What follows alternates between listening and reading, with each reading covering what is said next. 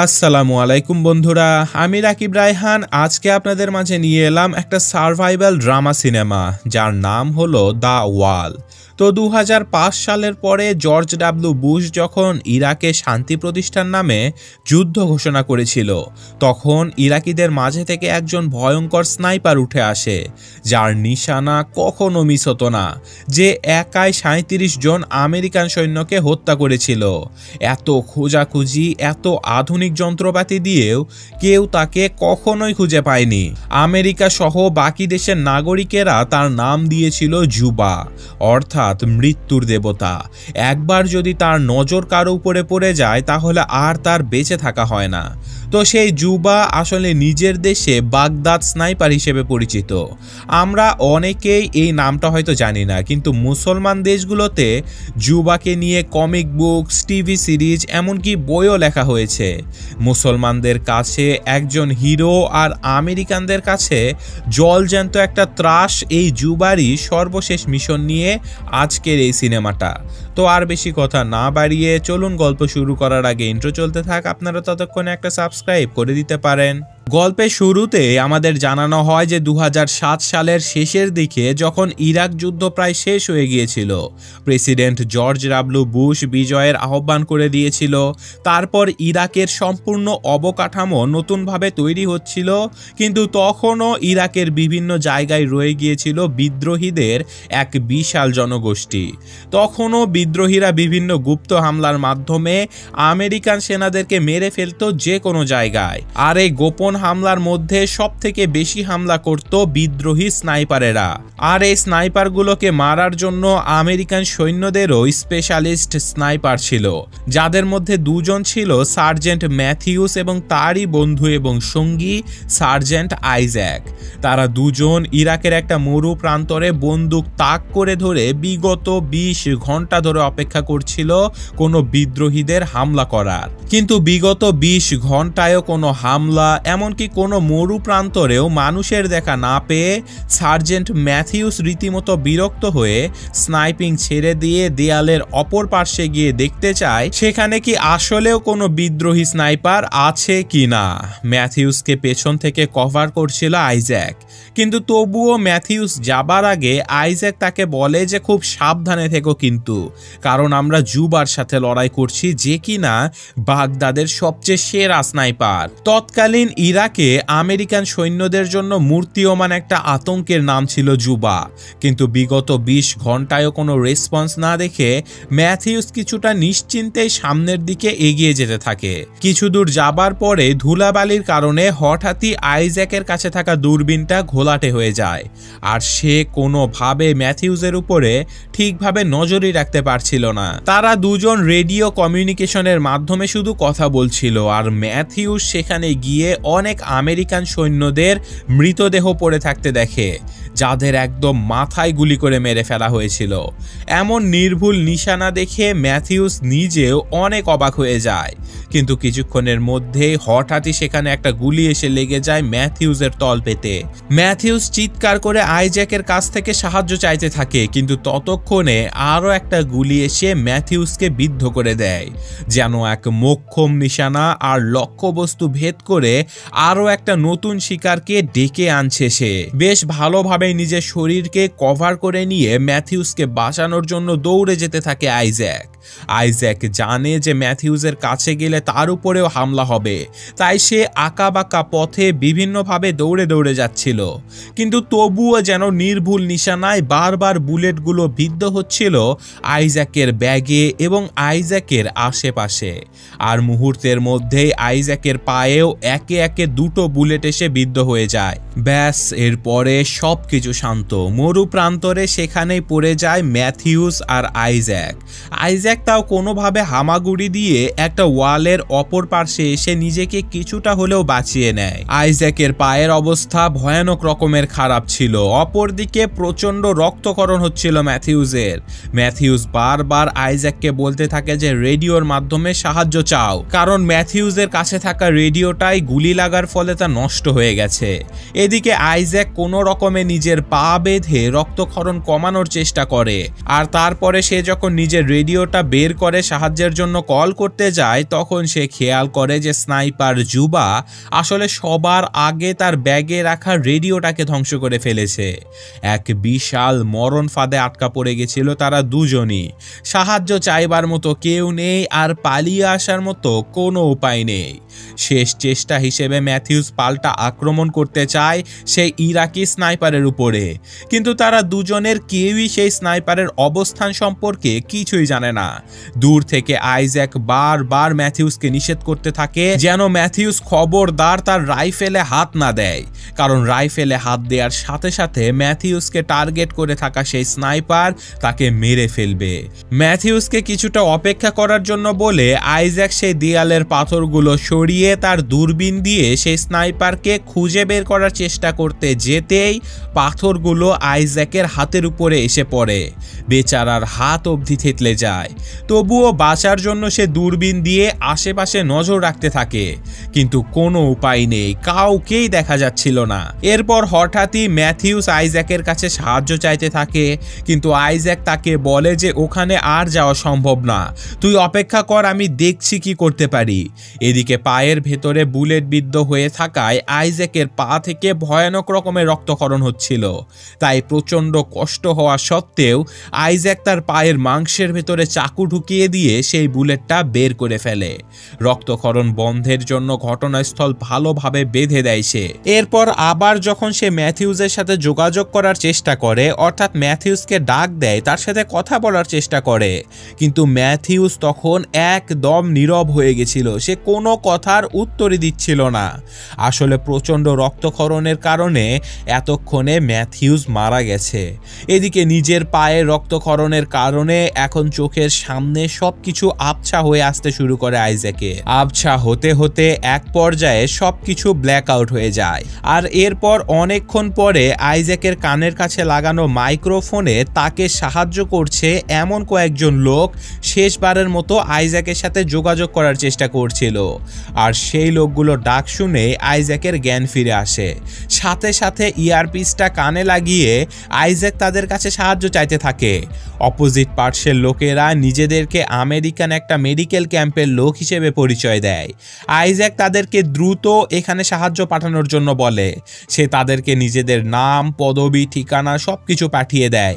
তাদেরকে বলে যে ম্যাথিউস নামের আরেকজন সাথী হয়তো এখনো বেঁচে আছে, কিন্তু প্রচন্ড আহত, সে হয়তো অজ্ঞান হয়ে আছে। তাদের সাহায্য এখানে নিয়ে আসা এখন ইমার্জেন্সি দরকার। অপর পার্শ্ব থেকে মেডিকেল টিমের লোকজনেরা আইজ্যাককে বলে সে যেন তার অবস্থান থেকে ফ্লেয়ার গান আকাশের দিকে ছুড়ে নিজের অবস্থানের জানান দেয় তাদেরকে। আইজ্যাক বলে যে তার কাছে কোনো ফ্লেয়ার গান নেই। মেডিকেল টিমের লোকজন বলে যে তাহলে তুমি যেখানে আসো সেখানে থেকে দাঁড়িয়ে একটা ফাঁকা গুলি ছোড়ো আকাশের দিকে, আমাদের তোমার এক্স্যাক্ট লোকেশন দরকার, তাহলেই আমরা তোমাদেরকে সাহায্য করতে পারবো। কিন্তু আইজ্যাক প্রচন্ড দোটানায় পড়ে যায়, কারণ সে যদি ফাঁকা গুলি আকাশে ছোড়ে তাহলে স্নাইপারের কাছেও তার লোকেশনের একটা সিগন্যাল চলে যাবে, আর হতে পারে সাহায্য আসার আগেই স্নাইপারের গুলি তাকে ভেদ করে দিয়ে চলে যাবে। কিন্তু তারপরেও বাঁচার কোনো উপায় না পেয়ে সবেমাত্র আইজ্যাক ফাঁকা গুলি ছুড়তে যাবে, তখনই সে অপর পাশে সেই লোকটির ইংরেজি উচ্চারণের কিছুটা ভুল ধরতে পারে। সাথে সাথে সে বুঝে যায় যে এই লোকটি আমেরিকার নয় বরং ইরাকি। তাই আইজ্যাক আর ফায়ার করে না। কিন্তু তখন সেই ইরাকি লোকটি বলে, কি ভেবেছো ফায়ার না করলে নিজের অবস্থান লুকিয়ে রাখতে পারবে? তুমি যে পাথরের দেয়ালের অপর পাশে আছো সেটা আমি খুব ভালোভাবে জানি। এমনকি তোমাদের আগে তোমাদেরই একজন সাথী ডিনকেও আমি মেরেছি। তোমার হাতে যে দূরবীনটা আছে সেটাও মৃত ডিনেরই দূরবীন ছিল। এমনকি আইজ্যাক যে সেই দূরবীনটা পাথরের দেয়ালের মাঝে রেখেছিল সেটাও সেই স্নাইপার দেখতে পাচ্ছিল। সে আইজ্যাককে বলে যে দূরবীন পাথরের মাঝে রেখে কোনো লাভ নেই, তুমি কখনোই আমাকে দেখতে পাবে না। এখন সেই স্নাইপার আইজ্যাকের সাথে গল্প করতে থাকে। তাকে বলে যে তোমার পরিবারে কে কে আছে, আর তোমার মিলিটারিতে বন্ধু বান্ধবেরা সবাই কেমন, আর আমি যদি ম্যাথিউসের মাথায় গুলি করে তার মুখটা নষ্ট করে ফেলি তাহলে কি তার পরিবারের লোকজন খুব কষ্ট পাবে? এই সব কিছু শুনে আইজ্যাক বলে পরিবার সম্পর্কিত কোনো কথাই আমি তোর সাথে বলতে পারবো না। আর তখন আবার অপর পার্শ্ব থেকে সেই স্নাইপার বলে তাহলে আমি ম্যাথিউসের মাথায় একটা গুলি করে দিলাম, সে এখনো আমার মোক্ষম নিশানায় রয়েছে। আইজ্যাক সেই স্নাইপারকে কোনো রকমে শান্ত করে আর তারপর সে নিজের গল্প চালিয়ে যায়। গল্পের মাঝে মাঝে আইজ্যাক বিভিন্নভাবে হিসাব নিকাশ করে বুলেট আসার যে গতি ছিল সেগুলো সব ক্যালকুলেশন করে সেই স্নাইপারের একটা সম্ভাব্য লোকেশন ঠিক করার চেষ্টা করে, কিন্তু সে কোনোভাবেই কোনো কুল কিনারা করে উঠতে পারে না। কিন্তু এতক্ষণে আইজ্যাকের প্রচণ্ড পানির তৃষ্ণা পেয়েছিল। সে তার ব্যাগ থেকে পানির বোতলটা বের করলে দেখতে পায় যে পানির বোতলে বুলেট লেগে পানির বোতলটা ফেটে গেছে। এটা শুনে সেই স্নাইপার বলে যে আমি প্ল্যান করে তোমার পানির বোতলে শুট করেছিলাম যাতে তুমি ডিহাইড্রেশনের ফলে নিজের অবস্থানে ধীরে ধীরে মারা যাও। আইজ্যাক বলে মিথ্যা কথা বলিস না, একজন মানুষের নিশানা কখনোই এতটা সঠিক হতে পারে না, তুই আমাকে মারার জন্য গুলি করেছিলি। তখন সেই স্নাইপার বলে কখনোই না, আমি একটা গুলি করেছি তোমার বোতলে, আরেকটা করেছি তোমার পিঠে থাকা রেডিওর ঠিক অ্যান্টেনায়, আর দুটো করেছি তোমার পায়ে। আমি তোমার পায়ের হাঁটুর নিচে আর হাঁটুর জয়েন্টে সোজা দুটো গুলি করেছি, যার ফলে রক্ত প্রবাহের সকল নলিগুলো ছিঁড়ে গেছে, আর তুমি চাইলেও কোনোভাবে কোনো বাঁধন দিয়েও রক্ত পড়া বন্ধ করতে পারবে না। আশা করি রাত হতে হতে তুমি মারা যাবে, ততক্ষণ আমার সাথে গল্প করো। স্নাইপারের মুখে এমন সূক্ষ্ম নিশানার কথা শুনে অবাক হয়ে যায় আইজ্যাক। আর এখন সেই স্নাইপার আইজ্যাককে বলে যে তুমি যে পাথরগুলোর দেয়ালের পিছনে লুকিয়ে আছো, জানো সেই দেয়ালের পেছনে একটা স্কুল ছিল, তোমাদের লোকেরাই সব কিছু ধ্বংস করে দিয়েছে। তুমি আর আমি আসলে একই, আমরা একে অপরকে মেরে ফেলে নিজেদের শক্তিমত্তার প্রমাণ দেই। আইজ্যাক বলে একদম না, আমি তোর মতো কোনো জঙ্গি নই। সেই স্নাইপার বলে আমরা তো তোমাদের দেশে গিয়ে তোমাদের দেশ দখল করার চেষ্টা করিনি, আমরা কোনো শান্তি মিশনের নামে আমেরিকান সাধারণ নাগরিকদের কখনো মারিনি, তোমাদের দেশে গিয়ে কোনো ভাঙচুর করিনি, তোমাদের দেশের কোনো ক্ষতি করিনি, একটা নাগরিকও আমাদের জন্য মারা যায়নি, অথচ তোমরা এই সব কিছু আমাদের দেশে এসে করেছো। তাহলে জঙ্গি কে হলো, তুমি না আমি? আইজ্যাক তার কথা আর তার নিশানা দেখে বুঝে যায় যে এই স্নাইপারই হয়তো জুবা। আইজ্যাক তাকে বলে তুই তাহলে সেই জুবা তাই না, যে কিনা 35 জন আমেরিকান সৈন্যকে মেরে ফেলেছিস? তোকে তো মৃত্যুর দেবতা বলা হয়, তোকে কেউ দেখতে পায় না, এত ভালো নিশানা লাগানো শিখলি কিভাবে, আমাকে একটু শেখাবি? সেই স্নাইপার বলে কে বলেছে আমি জুবা? জুবা তো বাস একটা নাম, আমি তো আফগানিস্তানের একজন সাধারণ নাগরিক, তবে আমি যুদ্ধ হবার আগে একজন শিক্ষক ছিলাম, আমি তোমাকে বেশ ভালোভাবে শেখাতে পারবো, শেখানো আমার অভ্যাস আছে। কিন্তু এইসব কথার ফাঁকে আইজ্যাক তার বন্দুকের মাথায় একটা হেলমেট আর তার জ্যাকেট পরিয়ে দিয়ে জুবাকে টোপ দিতে থাকে যেন তার হেলমেটটাকে শুট করে জুবা, আর আইজ্যাক সেই জুবার লোকেশনটা বের করতে পারে। কিন্তু জুবা আইজ্যাকের এমন বাচ্চামি কাজ কারবার দেখে দূর থেকে হাসতে থাকে। জুবার লোকেশন জানতে না পারার কারণে এখন জীবনের ঝুঁকি নিয়ে হলেও আইজ্যাক রেডিও এবং পানির জন্য তার সামনেই মরে পড়ে থাকা তারই একজন সহকারী সৈনিকের কাছে ছুটে চলে যায়। আইজ্যাক সম্পূর্ণভাবে জুবার টার্গেটে থাকার পরেও জুবা তাকে শুট করে না, কিন্তু সেই পানির ব্যাগটা নিয়ে ফিরে আসার সময় জুবা ইচ্ছে করে লক্ষ্যভ্রষ্ট কয়েকটা গুলি চালায়, আর আইজ্যাককে বলে যে এমন ভুল কেন করো আইজ্যাক, আমি চাইলেই তোমাকে গুলি করতে পারতাম। তো যাই হোক, এই গোলাগুলির দরুন আবার আইজ্যাকের দূরবীনটাও সম্পূর্ণভাবে নষ্ট হয়ে গিয়েছিল, কিন্তু কথাবার্তার মধ্যেই আশেপাশে ধূলিঝড় শুরু হয়ে যায়। আর তখনই আইজ্যাক খেয়াল করে যে তার সামনে মরার মতো হয়ে পড়ে থাকা ম্যাথিউস হালকা হালকা নড়াচড়া করছে। আর এবারের গুলি চলা দেখে আইজ্যাকও কিছুটা আন্দাজ করতে পেরেছিল যে জুবা হয়তো তার পেছনের আবর্জনার স্তূপের ভেতরেই লুকিয়ে আছে। তো যাই হোক, এখন এই ধূলিঝড়ের কারণে জুবার সামনের সবকিছু আবছা হয়ে আসে, আর এই ফাঁকে ধীরে ধীরে ম্যাথিউস তার নিজের বন্দুকটার দিকে এগিয়ে যেতে থাকে, আর মারা যাবার আগে সে যেভাবেই হোক একটা পাল্টা আক্রমণ করতে চায়। আইজ্যাকও তাকে উৎসাহ দিতে থাকে, কিন্তু ম্যাথিউস তার বন্দুক অবধি পৌঁছাতে পৌঁছাতে ধূলিঝড় ততক্ষণে থেমে গিয়েছিল। এখন সামান্যতম নড়াচড়াও হতে পারে তার মৃত্যুর কারণ।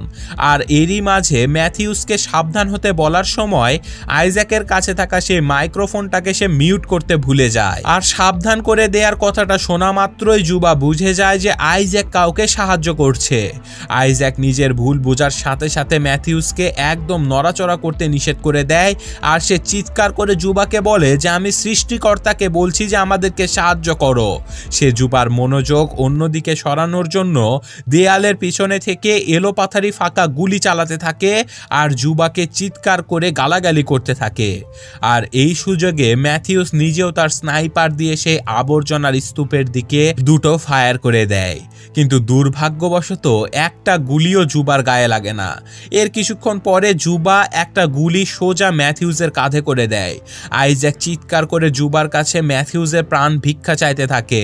ম্যাথিউস নিজে বাঁচার জন্য সে দেয়ালের এপাশে আসার প্রাণপণ চেষ্টা করতে থাকে, কিন্তু একদম শেষ মুহূর্তে জুবা সোজা ম্যাথিউসের মাথায় গুলি করে দেয়।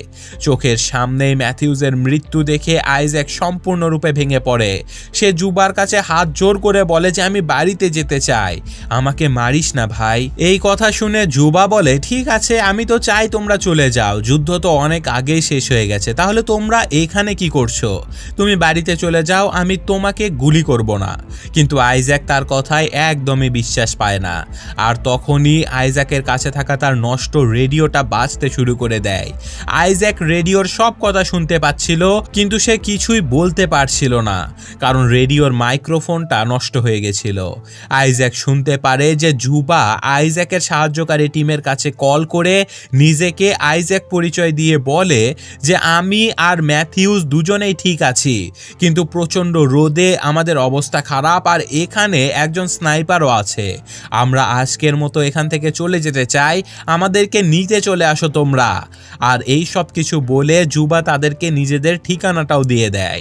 আইজ্যাক চিৎকার করে বলতে থাকে যে এমন করিস না, কিন্তু কে শোনে কার কথা। ততক্ষণে আমেরিকান রেস্কিউয়ার দলের কাছে খবর পৌঁছে গেছিল আইজ্যাক আর ম্যাথিউসের অবস্থান সম্পর্কে। তারা এখন বেশ কয়েকটা হেলিকপ্টার নিয়ে আইজ্যাক এবং ম্যাথিউসকে ফিরিয়ে আনার জন্য আসছিল। আইজ্যাক হেলিকপ্টারগুলোকে আসতে দেখে অনেকটা সাহস পেয়ে যায়। সে কোনো রকমে ম্যাথিউসের বন্দুকটা নিজের কাছে টেনে নিয়ে রেগে মেগে সেই দেয়ালটা ধাক্কা দিয়ে ফেলে দেয়। তারপর সে বেশ কয়েকটা ফায়ার করে সে আবর্জনার স্তূপে থাকা জুবার দিকে। জুবার দিক থেকেও ফায়ার করা হয় আইজ্যাকের দিকে, কিন্তু একটা গুলিও আইজ্যাকের গায়ে লাগে না। আর এরপরে হঠাৎ ফায়ারিং একদম বন্ধ হয়ে যায়। আইজ্যাক ভেবে নেয় যে জুবা হয়তো মারা গেছে, তাই সে বুক চিতিয়ে দাঁড়িয়ে সাহায্য চাইতে থাকে সেই হেলিকপ্টারগুলোর দিকে। হেলিকপ্টারগুলো আইজ্যাকের আশেপাশে ল্যান্ড করে আর আহত নিহত সকল সেনাদের সেখান থেকে উদ্ধার করে নিয়ে যেতে থাকে। কিন্তু হেলিকপ্টার উড়ান দেবার কিছুক্ষণ পরেই আবার এলোপাথারি ফায়ারিং হতে থাকে তাদের হেলিকপ্টারের দিকে। সাথে সাথে আইজ্যাক বুঝে যায় যে এটা আসলে জুবার একটা প্ল্যান ছিল। জুবা আসলে রেডিওর মাধ্যমে তাদেরকে ডেকে এনে তাদের পুরো টিমটাকে মেরে ফেলার চেষ্টা করছিল, কিন্তু জুবার লোকেশন সম্পর্কে তাদের কোনো ধারণাই ছিল না। তাই মুহূর্তের মধ্যে এলোপাথারি গুলির আঘাতে সম্পূর্ণ হেলিকপ্টার ধ্বংস হয়ে যায়। সেখানে আরও কয়েকজন আমেরিকান সেনা মারা যায়, যাদের মাঝে আইজ্যাকও ছিল। আর এরই সাথে সাথে আজকের গল্পটা শেষ হয়ে যায়। শ্বাসরুদ্ধকর একটা ড্রামা সিনেমা ছিল এটা। গল্প বলার সময় আপনাদের কেমন লাগছে জানি না, কিন্তু দেখার সময় আরও অনেক কথাবার্তা হয়েছিল তো তাদের মাঝে, যেগুলো শুনলে আসলে যুদ্ধকালীন অবস্থা কতটা ভয়াবহ সেটা সম্পর্কে কিছুটা হলেও আন্দাজ পাওয়া যায়। তো যাই হোক, আজকের মতো আমি বিদায় নিচ্ছি। গল্প কেমন লাগলো সেটা কমেন্টে জানাবেন। আল্লাহ হাফেজ।